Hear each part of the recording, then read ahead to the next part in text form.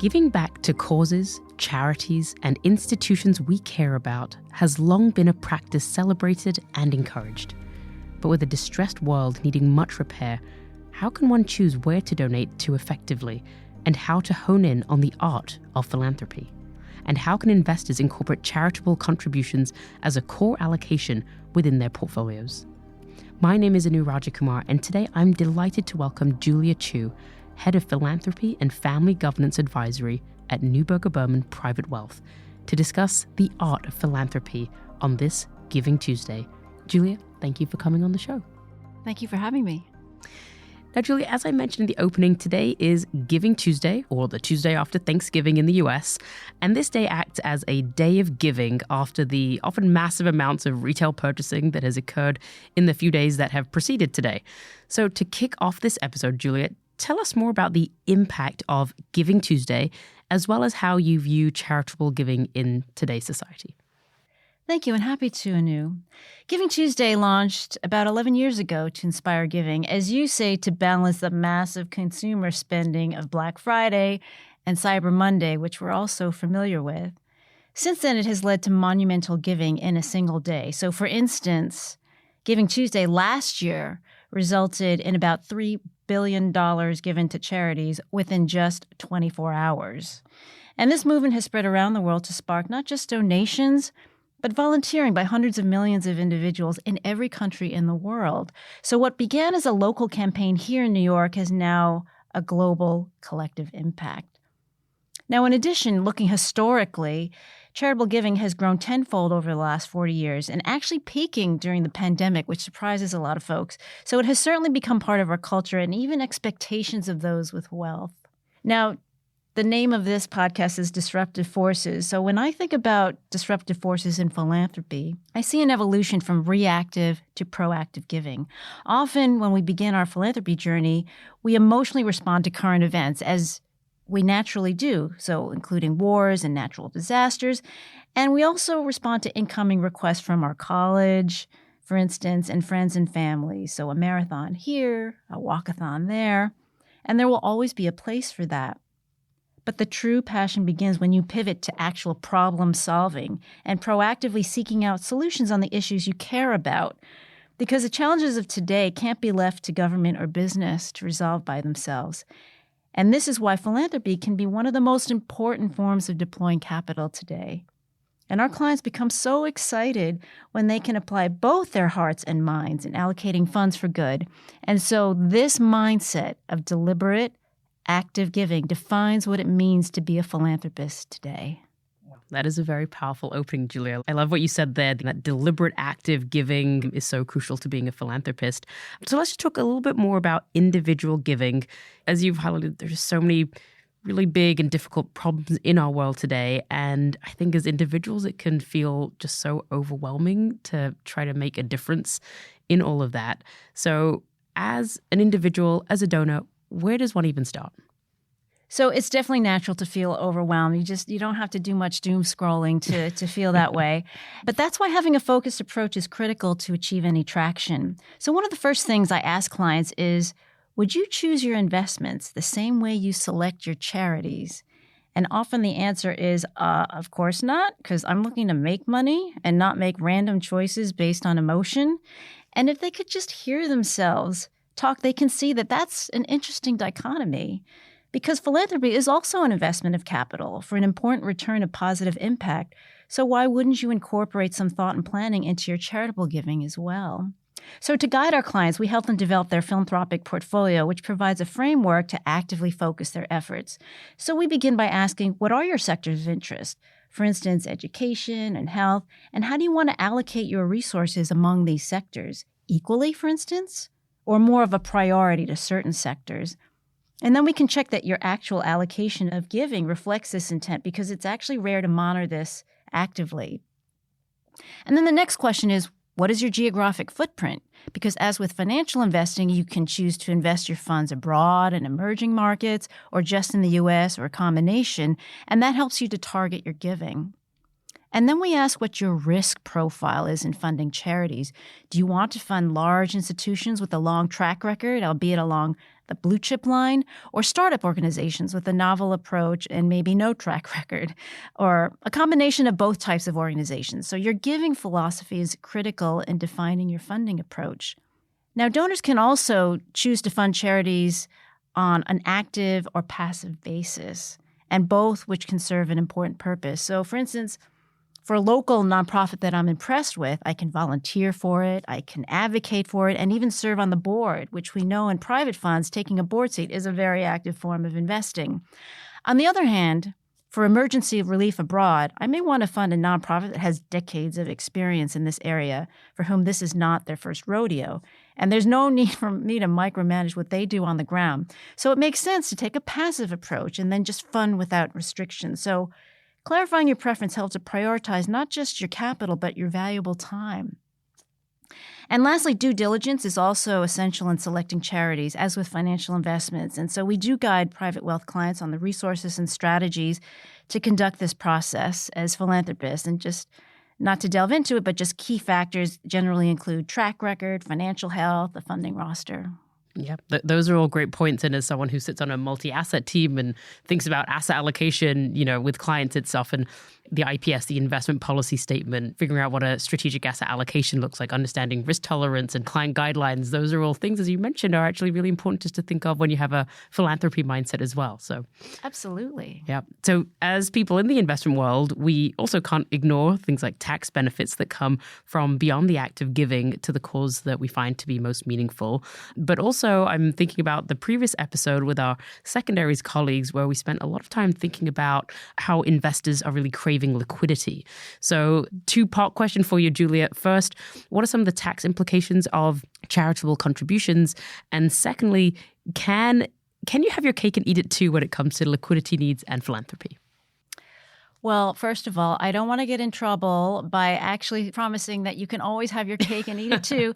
But Anu, if there's ever a time to combine liquidity planning with philanthropy, it's actually now, as we approach year end and review our portfolios for gains and losses.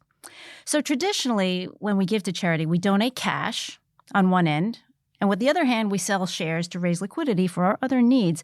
And the problem with that, of course, is that when you sell appreciated assets, you realize capital gains, which can trigger tax, and that can be a problem if you're out of capital losses to offset. So instead, what you can do is you can hold on to your cash, which most human beings want to do anyway, and donate long-term appreciated shares held for over a year to charity. So again, if you have a net capital gain on securities that you're looking to reduce your exposure in any way, why not donate these assets directly to charity and retain your other sources of liquidity to enable you to have your, quote, cake and eat it too? But we do always urge our clients to consult with their tax advisors to identify the optimal amount to donate in light of the client's gains and losses for the year. Now, following this line of logic, you could transfer securities to multiple charities and hunt down multiple receipts for tax time, which is a huge pain. Or you can simplify the process even further by donating the securities to a donor-advised fund. And in a nutshell, a donor-advised fund, or DAF, for short, is simply a tax-free charitable account that provides an upfront tax deduction upon funding, enables you to diversify out of the donated securities tax-free, and then distribute to any number of charities as you wish over time with the click of a button online. And through a DAF, our clients can keep track of their charitable gifts online in real time and their philanthropic allocation. And so in this way, DAFs help to make complex mechanics of giving much simpler. And as you know, our clients always value simplicity during a very busy life. Especially not having to find those receipts at the end of the year, I imagine. Exactly. And to also ask your spouse, whom did you give to this year? And, can you give me the receipts for that? And so because it takes minutes to open a donor-advised fund, it's easy to establish. But I will say, Anu, that the real time pressure comes from transferring the securities well ahead of time to count towards the current year deduction. And these deadlines exist for DAFs or any other charity. Pulling up to a global level, I'm often asked about what about tax incentives abroad and for charitable giving? And they do vary by jurisdiction.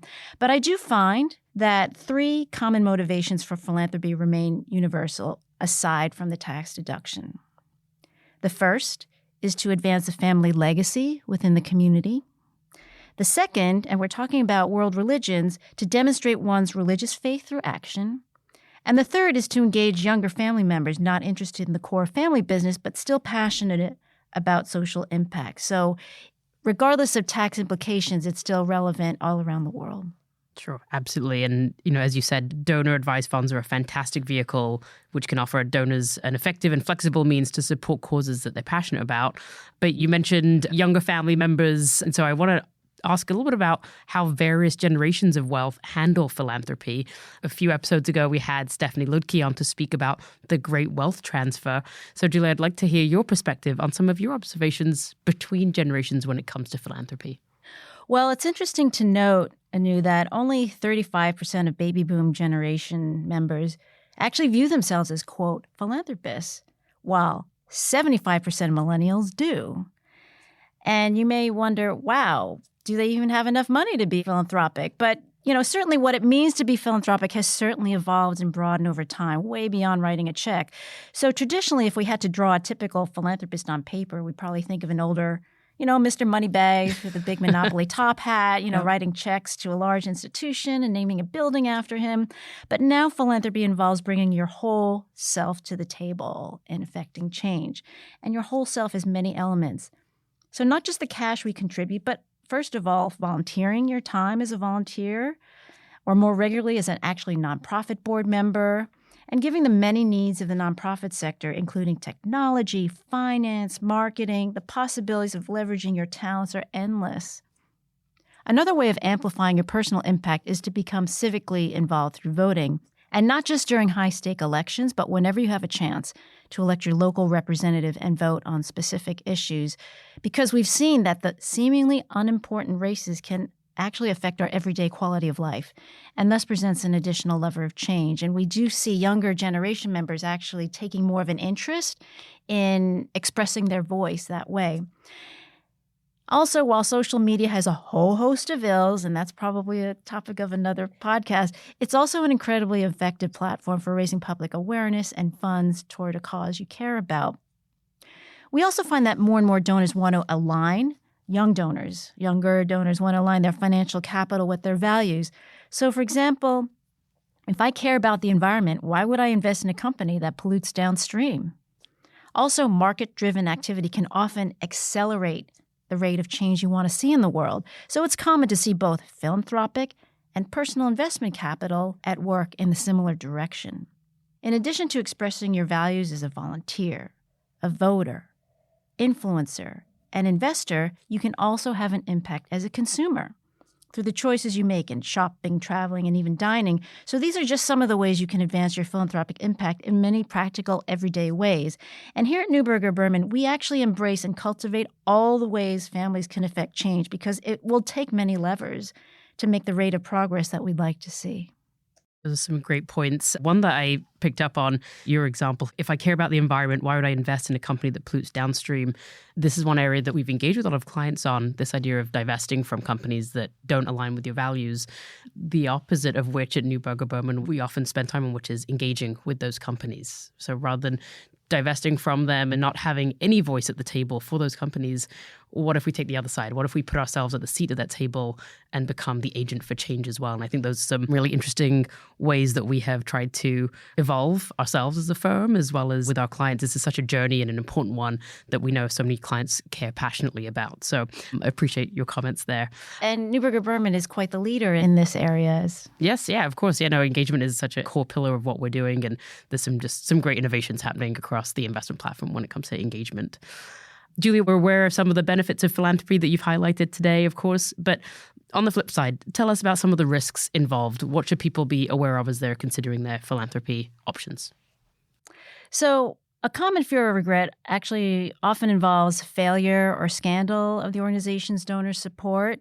But to address that, I will say a little upfront due diligence we engage with our clients can go a long way in mitigating the downside risk of uninformed choices. But I'll also tell you about the hidden risks that donors don't think about enough from what I've seen. So one is determining a solution without learning from the affected community and their experience what they want or need to solve through this problem. And bypassing their perspective completely can lead to a lot of time and money wasted with a solution that never gets the desired uptake. We've seen a lot of unused wells, unused toilet facilities, unused education centers because they never bothered to ask the folks what you find to be useful. Now, other downsides include reinventing the wheel and creating a new charity when existing networks or organizations are already on the ground working on the same issue. And candidly, I kind of wince when a client wants to start a new charity without understanding what exists first. I mean, an entrepreneur, a skilled one, would never launch a solution without understanding the marketplace. And the same is true here. But once you've researched the landscape, it's also important to remember that philanthropy is often the engine of innovation, much more so than government. So productively failing forward is an important aspect of effecting positive change. And so for that reason, the biggest risk of all, in my opinion, lies in sitting on the sidelines and not doing anything. And that's why we're here for our clients and helping them to make informed big bets. Because now is the time to embrace philanthropy. Because as the question goes, if not now, when? Well, that is a great and profound question, Julia. I was wondering if you could share some concrete ways that families can engage in philanthropy. So, Anu, I'm so glad that you're asking this question.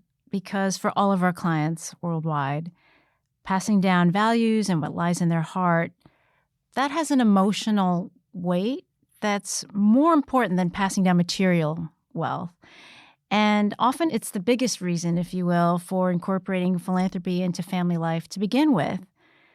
But I will say, before engaging the kids, I actually encourage all of our clients to conduct their own emotional due diligence, to ask themselves first a couple of questions. So first, what values do I want to live by at home, at work, in my personal relationships, and share with my children? And what are the messages I want to convey on wealth within our family? And lastly, what does gratify me about giving, and what would I want my children to enjoy in their own philanthropy? Answering these questions for yourself is often really a clarifying process, but it's also, you learn a lot from asking these questions of your spouse or partner and having his or her perspective. And together, your answers will provide the words for bringing up family values in casual conversation. I will say, though, as your children enter adulthood, expressing what's important to you is part one of the family conversation. Part two is being open and curious to hear what your children care about in making the world a better and safer place.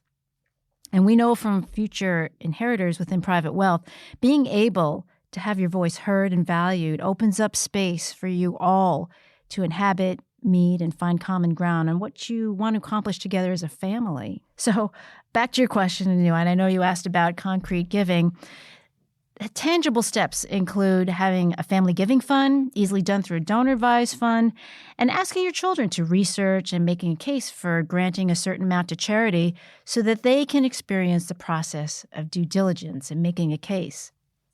Another would be to give a granting certificate, again through a DAF. So instead of an Amazon gift card of $100, you can give your children an electronic card that enables them to give $100 to a charity of their own choice. And so in this way, you're converting the consumer behavior to a giving behavior and activating that muscle, if you will. And they can do so in a format that children know best, which is online or through their phones. So both of these strategies have had great success for our clients. But I will say that one of the most effective ways of sharing your values is through family volunteering. And you may think, wait, isn't that what school is for? But nothing can actually match or replace the experience of volunteering together. We have clients today who are in their 40s, 50s, and even 60s who mention family volunteering as one of their most cherished memories. Because children will never remember the galas you attend. They may not even know about the checks you write to charity.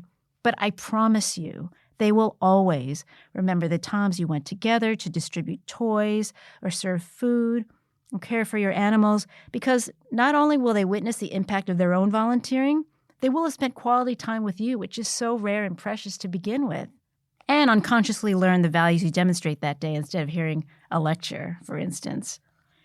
And besides the natural endorphins that come from helping others, philanthropy is also about living the moments of connection and creating memories that will last a lifetime, and inspiring your children to create traditions with their own children. Lovely. Those concrete examples are wonderful to hear. And I know for my family, I've got a 7 and a 3-year-old. And like you said, some of our core memories include doing Meals on Wheels together and delivering those meals to people's doors, serving the elderly at the senior center in East Harlem, and our family tradition, which is every holiday season, we create care packages for homeless folks. And so we invite a few of the friends of our kids over, and all these little kids go around and fill up extra large Ziploc bags with a whole bunch of things that folks in our community might need. And every year, my kids think about that, talk about it, and have really meaningful conversations about what it means to give back. So I know that's something that is really near and dear to my own heart. Oh, what a wonderful and real example that you brought to the table, Anu. Great. Well, thank you again for those actionable items. Let's wrap up this episode, Julia, with any key takeaways that you'd like our listeners to walk away with, particularly as we enter the holiday season. Sure. So if I could just review some points to remember, I will leave your listeners with these. First of all, think about the why or what motivates you to give. It could be for tax, family, or community benefits, or all three. But unless you define your philanthropy goals, you won't really reach them. And that's true for anything in life. And because philanthropy reflects an investment of your valuable resources and time, it deserves just as much proactive planning, frankly, as do the financial investments of your balance sheet. So developing your philanthropic portfolio can help you define your areas of focus and priorities in selecting charities. And due diligence is what we do empower our clients in private wealth in developing as a process and skill set. Of course, year-end portfolio review is the optimal time to reallocate your investments as needed and benefit your preferred charities at the same time. And donating long-term appreciated securities and doing so through a DEF can simplify your charitable giving even more. And lastly, philanthropy provides the opportunity to be your best self with you and your family, and the connections from sharing this side of you will remain powerful through your life and your children's life. Wow, those are some beautiful and important comments to end this episode, Julia. Thank you for sharing those. There's a lot of important takeaways that folks can walk away with today. Now, I can't let you leave without a bonus question. The dreaded bonus question. Given the spirit of this episode, I would love to hear about what your favorite activity is when it comes to giving back, or a core memory from your life that is centered around giving. Well, I'm very food-oriented, and so the best moments come from cooking for others. So in any opportunity through Neuberger Berman, when it comes time to preparing food and serving it, has always been rewarding. And I find that it nourishes them in many ways, and it's a very nurturing thing to do as a human being. So I do enjoy the cooking aspect and bringing that in. That's great. Julia, thank you for joining me today to discuss the ins and outs of philanthropy and charitable contributions and the implications, the risks and the benefits. There's so much for people to take away from this episode. The actionable items that you mentioned, like setting up a family giving fund or a DAF, using granting certificates as gifts, family volunteering, which, is near and dear to my heart. And I especially liked what you talked about in terms of really understanding your own emotional due diligence when it comes to philanthropy. That's something that I know I will be taking away from this episode personally. And finally, I know that you distilled a lot of these topics into a recent article that you published titled Constructing Your Philanthropic Portfolio, which is available on www.nbprivatewealth.com. So I encourage our listeners to head there to learn more about some of these topics that you covered today. Julia, thank you again for being here. Thank you, Anu, very much. And to our listeners, if you've enjoyed what you've heard today on Disruptive Forces, you can subscribe to the show via Apple Podcasts, Google Podcast, or Spotify, or you can visit our website, www.nb.com/Disruptive Forces, for previous episodes, as well as more information about our firm and offerings. This podcast contains general market commentary, general investment education, and general information about Neuberger Berman. It is for informational purposes only, and nothing herein constitutes investment, legal, accounting, or tax advice, or a recommendation to buy, sell, or hold a security. This communication is not directed at any investor or category of investors, and should not be regarded as investment advice or a suggestion to engage in or refrain from any investment-related course of action. All information is current as of the date of recording, and is subject to change without notice. Any views or opinions expressed may not reflect those of the firm as a whole. This material may include estimates, outlooks, projections, and other forward-looking statements. Due to a variety of factors, actual events or market behavior may differ significantly from any views expressed. Please refer to the disclosures contained in the episode notes and episode details, which are an important part of this communication. Investing entails risks, including the possible loss of principal. Past performance is no guarantee of future results.